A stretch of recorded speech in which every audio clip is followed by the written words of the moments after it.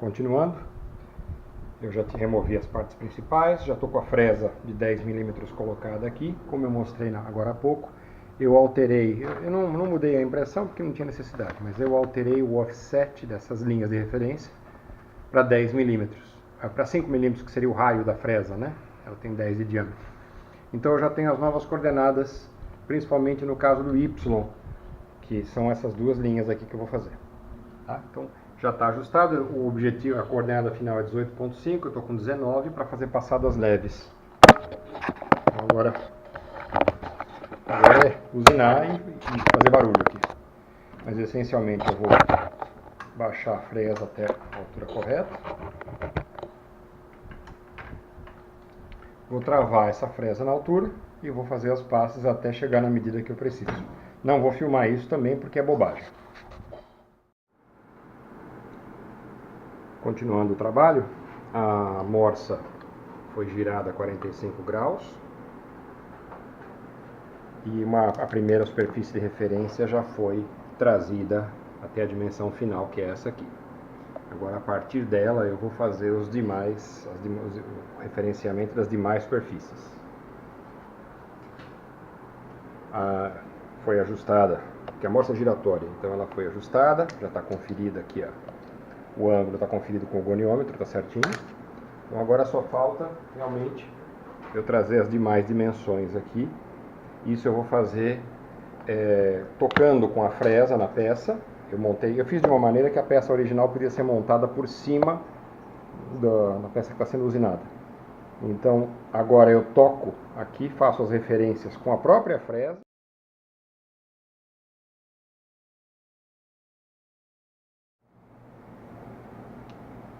Bom, a bateria da câmera acabou no vídeo anterior, acabou no meio do vídeo anterior, do segmento anterior do vídeo, então não sei o que eu perdi.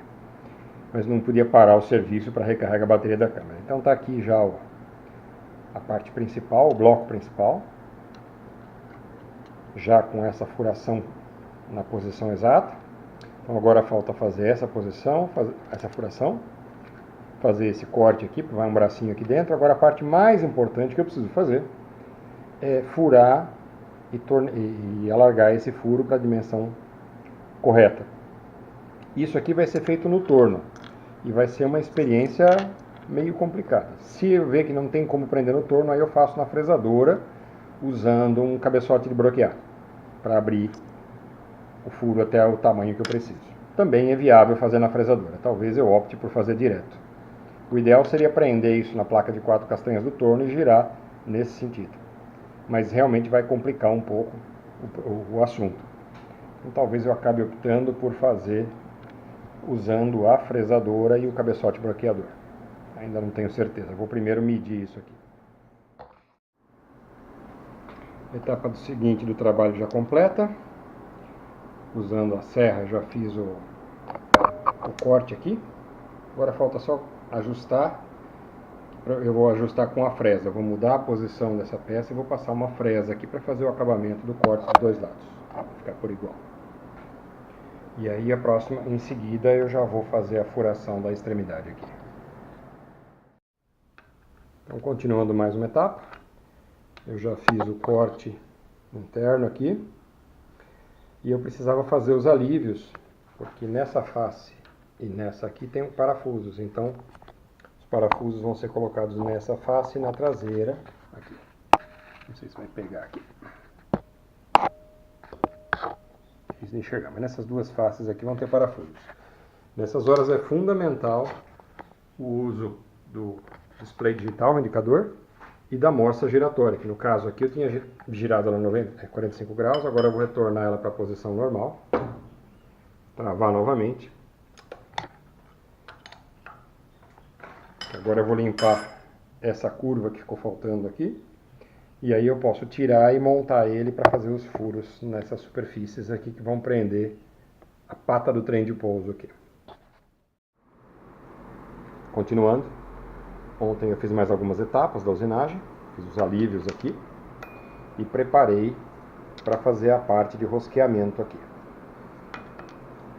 apesar de todo o cuidado que eu tomo, todas as precauções, eu acabei me confundindo e tomei as medidas exatas, só que a medida era a partir desse ponto para cá, e eu tomei a partir desse ponto para lá. Então, eu fiz um furo no lugar errado e iniciei outro em lugar errado.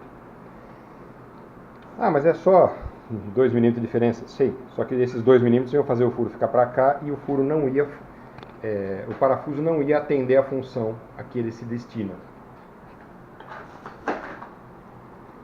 que é segurar essa peça lá dentro. Então, peça errada, peça aqui.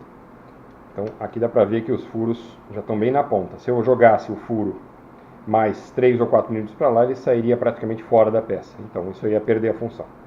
Então, não servia. Ao invés de usinar toda a peça novamente, isso aqui é aço 1040. Isso aqui é um pino de aço de composição semelhante também.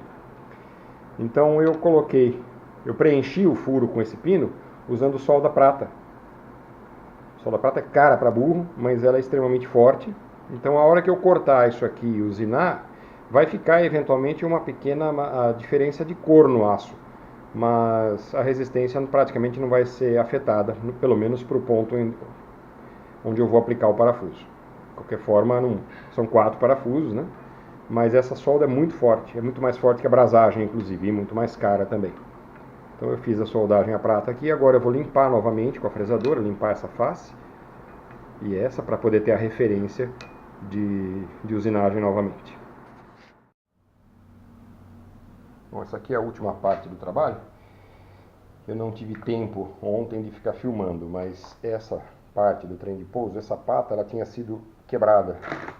Ela tem uma ponta aqui que foi arrancada no acidente e foi substituída por um pedaço de metal, mas feito de qualquer forma, inclusive estava fora de centro aqui. Então, isso aqui foi colocado no torno, torneado internamente para regularizar o diâmetro. Aí foi fixado aqui um tarugo de aço de medida correta, com um fixador químico. Isso aqui não sai daqui, tem que aquecer. E aí, finalmente, ele foi torneado para a medida exata para montar na peça nova.